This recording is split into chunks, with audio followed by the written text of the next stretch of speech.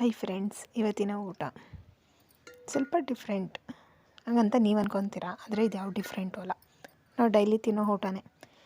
ಅನ್ನ, ತಿಳಿ ಸಾಂಬಾರು, ಅದರೊಳಗೆ ಒಂದು 4 ಬಜ್ಜಿ, ಆಮೇಲೆ ಒಂದೆರಡು ಹಪ್ಪಳ, ಇದಿಷ್ಟನ್ನು ಹಾಕ್ಕೊಂಡು ಚೆನ್ನಾಗಿ ಕಿವುಚ್ಬಿಟ್ಟು ತಿಂತಾ ಇದ್ದರೆ ಅದೇ ಸ್ವರ್ಗ.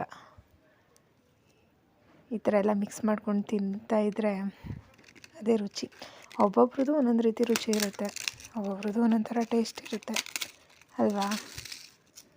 ನನಗಂತೂ ಹಿಂಗೆ ತಿನ್ನೋದೇ ತುಂಬಾ ಇಷ್ಟ. ಏಕೆಂದರೆ ಬಜ್ಜಿ ಬೇರೆ ಕಡೆ, ಅನ್ನ ಬೇರೆ ಕಡೆ, ಸಾಂಬಾರು ಬೇರೆ ಕಡೆ ಏನು ಹೋಗಲ್ಲ ಅಲ್ವಾ. ಎಲ್ಲನೂ ಹೀಗೆ ತಿಂದರೂ ಅದು ಹೋಗೋದೇ ಹೊಟ್ಟೆಗೆ. ನಂಗೆ ಅದರಲ್ಲೂ ಈ ಥರ ಮಿಕ್ಸ್ ಮಾಡಿಕೊಂಡು ಈ ಥರ ತಿಂದ್ರೇ ನನಗೆ ತುಂಬ ಇಷ್ಟ ಆಗೋದು. ಏಕೆಂದರೆ ನಾವು ಯಾಕೆ ಎಲ್ಲರ ಥರ ಇರಬೇಕು, ಸ್ವಲ್ಪ ಡಿಫ್ರೆಂಟಾಗಿರ್ಬೇಕಲ್ವ.